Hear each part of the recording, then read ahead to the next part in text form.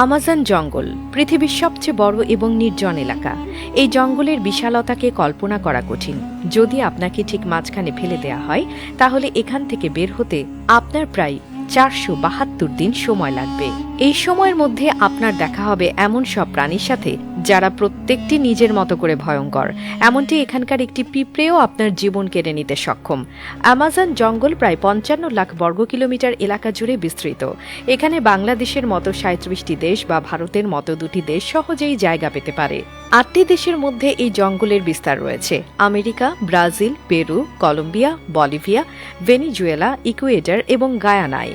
পৃথিবীর মোট অক্সিজেনের 20% আসে এই জঙ্গল থেকে। এই জঙ্গলকে রেইন ফরেস্ট বলা হয় কারণ বছরে একটি দিনও নেই যেদিন এখানে বৃষ্টি না হয়। জঙ্গল এতটাই ঘন যে সূর্যের আলো মাটিতে পৌঁছাতে প্রায় 10 মিনিট সময় লাগে। এর ফলে দিনের বেলাতেও এখানে প্রায় অন্ধকার থাকে। এখানে 40,000 প্রজাতির গাছপালা, 1300 প্রজাতির পাখি, 2200 প্রজাতির মাছ, 270 প্রজাতির স্তন্যপায়ী প্রাণী এবং 380 প্রজাতির ভয়ঙ্কর ক্ষুদ্র প্রাণীর বসবাস। জঙ্গলে আছে গ্রিন অ্যানাকোন্ডা, বিশ্বের সবচেয়ে বড় সাপ। এটি প্রায় 33 ফুট লম্বা এবং 250 কেজি ওজনের হতে পারে।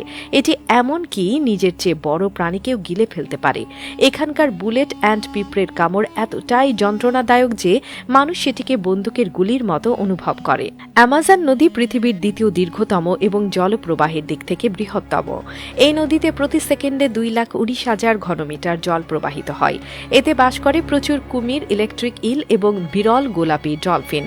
ইলেকট্রিক ইলের শক প্রায় 860 ভোল্ট পর্যন্ত হতে পারে, যা মানুষকে সহজেই হত্যা করতে পারে। জঙ্গলে একটি ফুটন্ত নদীও রয়েছে যার পানির তাপমাত্রা 90 থেকে 100 ডিগ্রি সেলসিয়াস পর্যন্ত।